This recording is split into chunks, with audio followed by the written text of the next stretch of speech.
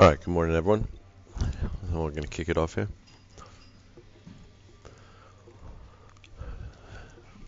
All right, obviously, U.S. markets saw a big reversal last night. Led by a few things. I think mostly on the back of just a huge reversal and a huge sell-off in resource prices and resource stocks. Obviously, it got a boost yesterday as well from the GDP miss out of China. So that was a reason I think the sell-off was so intense. Then to just really amplify that at the end of the day, about an hour before the close, we saw two bombs go off around the finish line of the Boston Marathon, which really sent the markets down, another 2/3 of 1% or 3/4 of 1% there in the last hour or so. So really just a bad mix of events to kind of rattle the nerves of stock markets on the day. That being said, Asia was relatively solid overnight.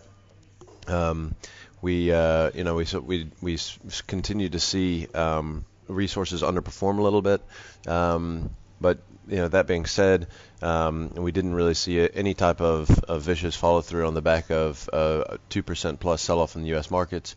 Something interesting to note: we saw Brent crude trade below $100 for the first time since last year in July.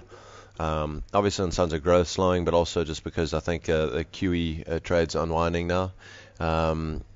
And then gold touching a 2-year low, obviously biggest one-day move in 3 decades, or a 2-day move in 3 decades. So also furthest it's been away from its 50-day moving average in terms of on the day. So something to keep an eye on. Probably see a little bit of a dead cat bounce there today. All right, there's a lot of corporate action out in the States today. We've got BlackRock, Coca-Cola, Johnson & Johnson, Goldman Sachs, U.S. Bancorp, and Yahoo. A lot of diversity amongst who's reporting, so I think we'll get a good idea where we're going to go from some of these earnings reports today. We also got the first quarter update from Rio Tinto. Iron ore output slightly beat expectations by about 0.7 metric tons, so something or 0.6 metric tons, so something to keep an eye on there today. I think I don't think it's going to make an impact at all, but at least they beat the number rather than missing. And then we've got first quarter update for LVMH, which is also going to be out a little bit later on this afternoon, and I believe that Burberry also has earnings later. Okay, on the market data front today, we've got CPI out of the UK and out of the ECB. We've got the ZEW survey out of Germany, and then later in the States, we've got also got CPI, housing starts, and industrial production. I actually think that these numbers may be worth paying attention to today. I know that a lot of people are starting to think there could be a rate cut soon, potentially in Europe. I think they may as well do it, but if CPI numbers are tame, I think that might start to give them a little bit of a ability to do that. And also the ZEW survey could be reasonable today out of Germany. All right, let's jump into the maps. Okay, the first one I want to look at here is RMH. We looked at this level back, I think, right here the last time it tested this support. You can see right there, that's the last time we had looked at it. And I think that was before they paid a divvy as well. So we had a really nice bounce out of RMH, especially considering that they paid a divvy. You can see how big the support level is. It's really right at where we closed yesterday, just below $40.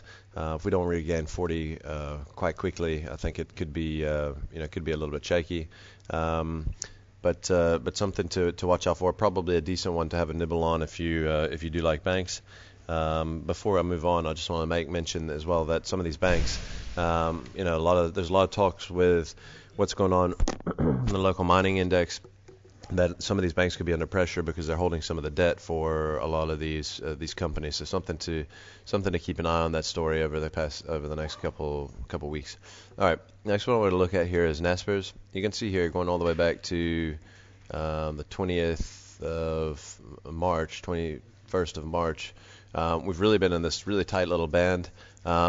but you can see there where the upside is incredibly clear, that little inflection point at 570 in Naspers. That's the level we're going to want to watch for. If we push above 570, whether you have exposure or not, if you do have exposure, probably a good little place to add. If you don't, might be a nice place to get involved. We've really built sideways now for quite some time, and the longer we stay in this channel, the bigger the breakout could potentially be. So something to focus on here today and tomorrow. All right, RimGrow, I want to show RimGrow as well. RimGrow really trading right down close to support on the close of yesterday. This level, you can put it anywhere between 69 and 70, or 68.50 and 70, 168.50 and 170, somewhere in that little risk range, where I think is really worth a decent nibble here in RimGrow. We've had a nice little retracement here. I think we did go ex-div on these things yesterday, but a good little risk reward, I think, to take a position here on RimGrow. And I'm kind of going to focus some of the calls today around potential entries of support. I think the sell-off is starting to get a little long in the tooth, at least locally, and I think there are some opportunities that are starting to set up. The next one I'll show is Sassel. You can see there we really traded down right to trendline support. Sassel 370. We talked about this a couple days ago and how it might get down here when we broke down from these sort of levels.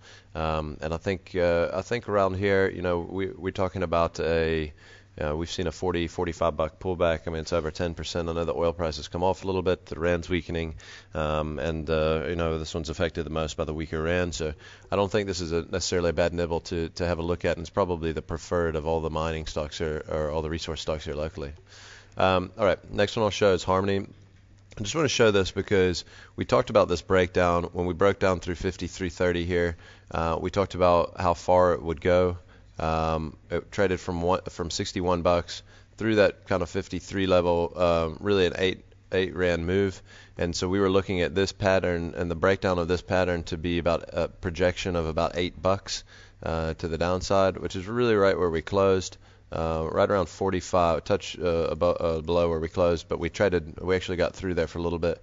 So right around 45 was the target that we were looking for in Harmony, and really the target and all of these golds have been reached. I'm personally believe that yesterday was capitulation day for the gold stocks and resource stocks, especially the gold stocks. I think we're due to see a couple dead cat bounces here, so I think maybe they're worth watching, definitely for intraday, and if you really want to be brave, maybe in CFDs.